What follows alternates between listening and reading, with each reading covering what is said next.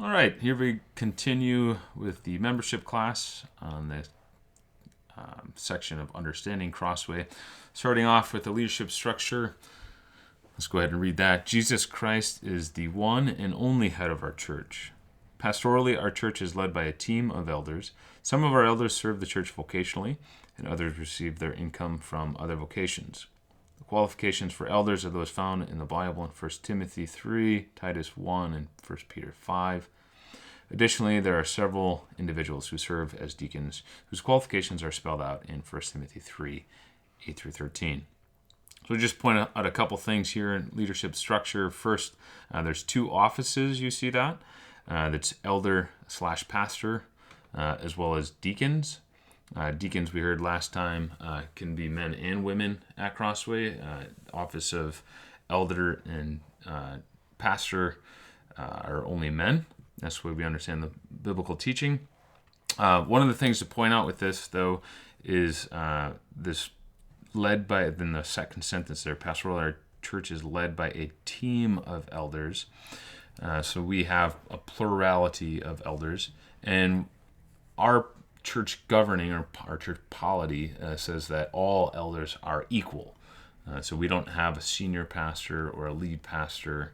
All elders are gifted uniquely by God to serve the church and equip the church in specific ways. And so one of the ways you experience that, especially at CrossWay, will be, especially depending on schedules and time seasons of life, is that we'd like to have a team of preaching and teaching on Sunday mornings. So we hear different personalities, gifts. The teaching of God's word comes through the personality of people. Mm-hmm.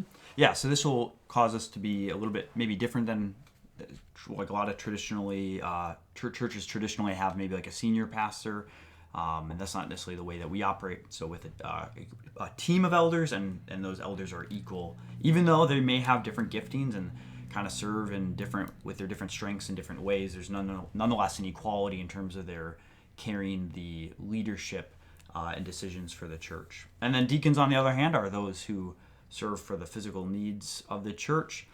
The other thing you'll notice is that some of our deacons serve vocationally, so some are paid, and some of our pastors or elders are folks from within the congregation who are work outside jobs, but serve in that role as well. So yeah, our church is led by a team of elders or pastors. Anything you'd add to that in terms of helping people understand our leadership, our polity? No, I don't think so. Okay. You want to lead us through how can I get involved? So helping folks understand where they can plug in at our church? Sure. The first one there, ministries, we'll cover in the next video. So let's go to that second bullet point.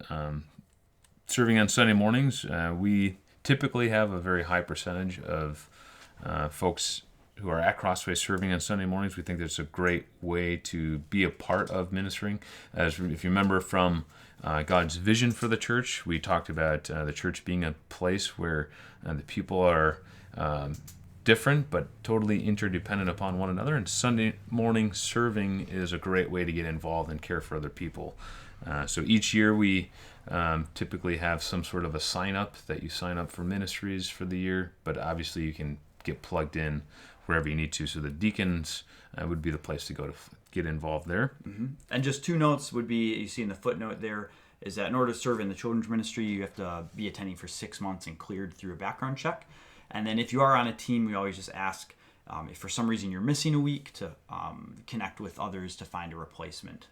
Yeah, and that's always like before you go to the deacon overseeing that, just if you could replace yourself on your own, that always helps them to not get overloaded schedules. All right, next one, keep an eye on upcoming news and events that we have going on at CrossWay. So bulletins, if we're in a season when we're handing those out, or online, you can find them on our webpage. You can always subscribe. You can subscribe to those two on the website, put your email in, and it'll get sent to you every week.